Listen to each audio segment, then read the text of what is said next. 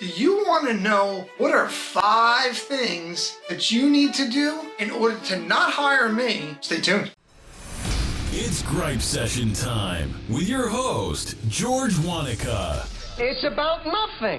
Discussing everything from real estate, current events, a little bit of everything, and the annoying little things that just tick you off. You can't handle the truth. What? You didn't know? Here's your host, George Wanaka. Your ass better call somebody.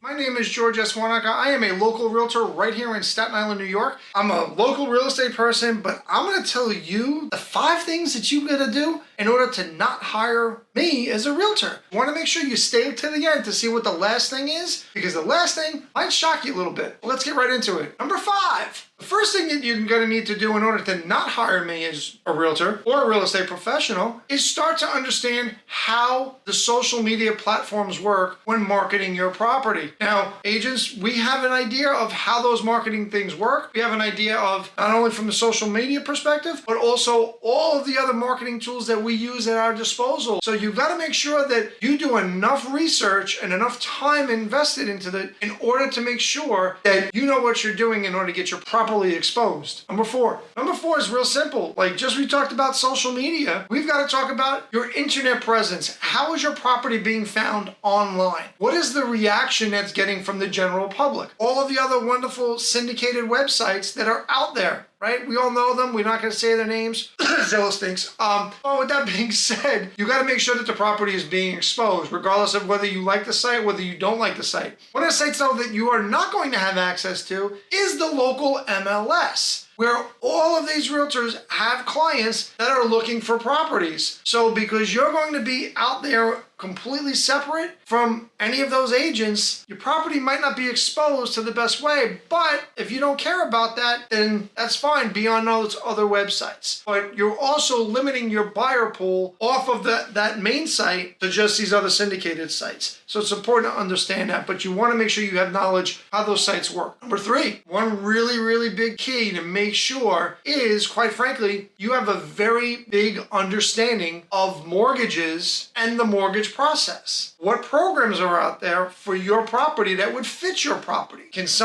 one program be a good fit for your property, and some programs might not? So if you get an offer from somebody, but they're using one of those programs that is not going to work with your property for the variety of different reasons that there are, that's going to cost you time, it's going to cost you money, it's going to cost you effort of your house being off the market, finding out that program is not going to work for your property. Now, again, this is a video about how not to hire us, but your local real estate professional should have basic knowledge of some of those programs that are going to work and not going to work, but more importantly, have contacts with local mortgage providers that would advise them of what problems are going to come up with a specific piece of property. Not every property is going to be able to qualify for a specific mortgage product. It's very important that you all know that. Number 2, the second most important thing that you have to do is essentially, ladies and gentlemen, give up your social life. What? Yeah, because realtors, when we come in to do a property, when you're going to go show a property, if you're not going to be home, how does your property get sold? How does your property get shown to prospective people? People cancel, people don't show at the last minute. All of those things are part of a realtor's job and things that we all deal with. Real estate agents know on a daily basis, we call and confirm. And literally 10 minutes before we're going to go show a piece of property, we get a cancellation. And it happens all the time. So one of the things that you have to know if you're going to sell your own property and not use a real estate professional is goodbye to your social life for an extended period of time until you get your property sold. Now you could say, yeah, George, but you know what? I'm going to show it at my convenience. And I'm going to do open houses. And that's the only time that people can come in and take a look at the property. That's great. But do you think that that's going to be the potentially best option? Because you want more people to be in your house, not less. So if you're only limiting it to a certain amount of time, a certain amount of buyers can come in, you're going to potentially lower the amount of money that you could potentially get, because the more people that are interested means the more offers means competing bids, and go from there. So it's not ideal. But again, these are the things that you have to be concerned about when not hiring a real estate professional, and things that you should learn more about. For exactly what you listened for this video for is the number one thing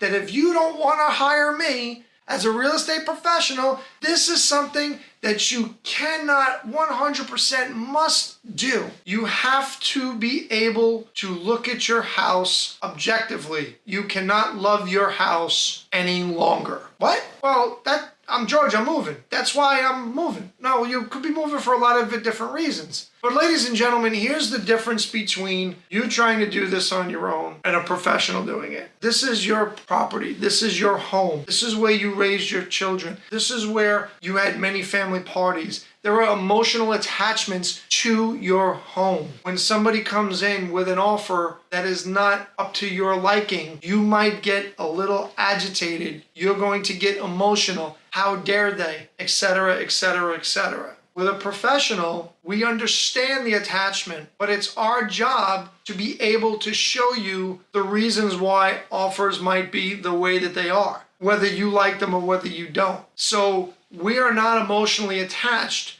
to the property. What is the one thing that they say about attorneys? An attorney that represents themselves has a fool for a client. If that's the case with attorneys, do you think it should be the case with you representing yourself on the sale? The choice is yours. Hopefully I provided you some value, but more importantly than all of that, let's say after you heard these 5 things, ladies and gentlemen, God, I don't want to do all of those 5 things. And here's what you got to do. You got to give me a call or shoot me an email and say, hey, George, I want to sell my property, but I don't want to do those 5 things. And guess what? I will do what I can to try to help you to get you the most amount of money for your property as possible.